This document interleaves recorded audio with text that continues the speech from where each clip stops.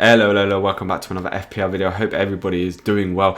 Yet again, looking ahead to game week 18, a lot of people like myself are going to be hitting that free hit button. This is kind of the best draft that I've been able to come up with, and most likely the team that I will be going into the game week with. If you're new around here, please don't forget to hit that subscribe button, hit the like button if you do enjoy the video, and let's get straight on into this one. So taking a look firstly here at the defence, we've gone with the double City, John Stones and João Cancelo. I think João Cancelo is basically a stud for this game week. I've seen so many people put him in their drafts, and I mean, it's just because of the potential attacking returns that he does provide. He's on the top expected attacking returns out of any defender so far this season. I think John Stones also provides a decent little bit of threat from set pieces. We saw midweek that he scored one against Manchester United, and Brighton have been awful so far this season at conceding goals from set pieces, so he provides a decent amount of attacking threat. I will say, if you do have the money, then Diaz is definitely worth it over John Stones, as he is guaranteed to play, but I do think that John Stones will play in this game. Then in goal we've got Darlow for Newcastle. I wanted a Newcastle defender in there because Sheffield United is just such a good team to play against this season for clean sheets and potential attacking returns as well. Carl Darlow has also been picking up plenty of save points and getting bonus points as well on top of that, so I think he looks like one of the best goalkeepers for this game week. You could potentially go for Leno as well for a very similar price, but for me I wanted a Newcastle defender. And we've also got Harry Maguire in there as well for 5.4 million. He is the most expensive Manchester United defensive asset. However, I just kind of have a little feeling that he's going to pop up and nod one in, and I do think he offers kind of some of the best attacking returns out of the Manchester United defenders. Obviously, Luke Shaw has been putting up very good attacking numbers in terms of, well, potential attacking return numbers, not actually attacking returns, but we don't actually know if he's going to play. Wan-Bissaka's picked up a couple of assists, so you could go with him, but Maguire, I just feel like he's going to nod a header in him for 5.4 million. He's going to be in my team, and Burnley's also a very good clean sheet fixture so far this season as well. Now in the midfield, we have the three main stud players for this week: Son, De Bruyne and Bruno Fernandes. These three are going to be in pretty much everybody's draft. Some people may go for Kane over Son, but I just really like Son so far this season. Villa have been good at the back, but I think, you know, the way that Spurs, the way they set up, they definitely can score some goals. With Kevin De Bruyne and with Bruno Fernandes, we could also see a fair few assist points if the players at the back like Stones and Maguire rise up and grab themselves a goal from a set piece. We could see some very good kind of combined attacking returns there. I'm currently on the captain for Bruno Fernandes just because of how consistent he's been this season. His away form is unbelievable.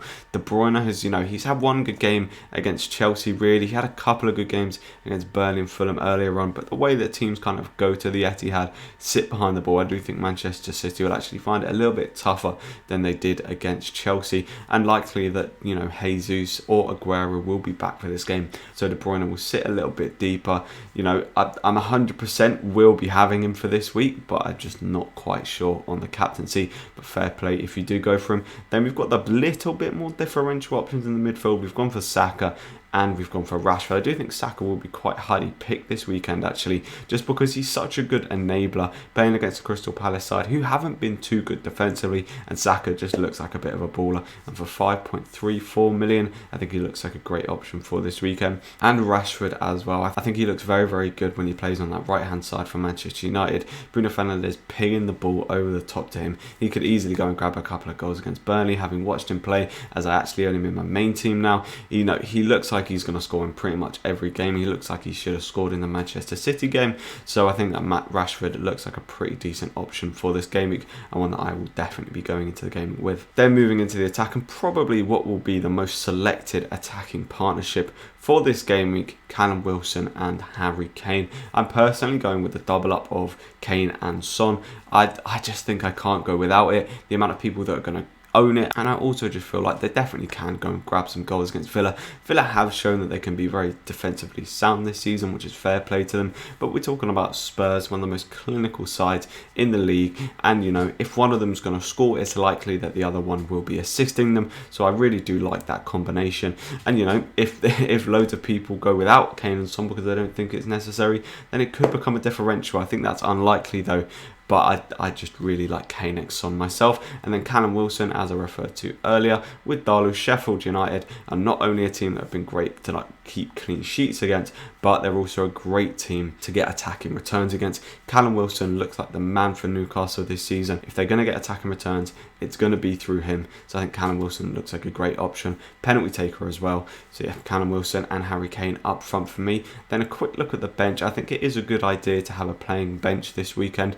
Although not players who are going to particularly get, you know, big scoring points, I think it's worth it just in case a game does get postponed. If you have any last minute kind of COVID outbreaks, or one of the players that you picks up COVID, then I think it's worth having a bench that is going to play. So on the bench, we've got Brewster, who's going to pick up 1 or 2 points. Mitchell, who's now got himself into the Palace side, probably will pick up a 2-pointer. And Kilman, who's been picking up 1 or 2 points in that Wolves side. Wolves are kind of very transitional at the minute. They're trying to really decide what's going on with the attack and what's going on with the defence. But I think Kilman likely to pick up 1 or 2 points, either from the bench or in the starting lineup. If you have enjoyed this quick free hit draft video, this is the best draft that I personally have come up with. Probably the team that I will be going in to game week 18, obviously dependent on certain fixtures where they actually go ahead. Now the Aston Villa versus Spurs game is in a bit of doubt at the minute, with Aston Villa having an outbreak of COVID in their camp. However, you know, if that game doesn't go ahead, I will be bringing out another video. But yeah, if you have enjoyed the video, please don't forget to hit that subscribe button, hit the like button if you do enjoy, and I'll catch you in the next one. See ya.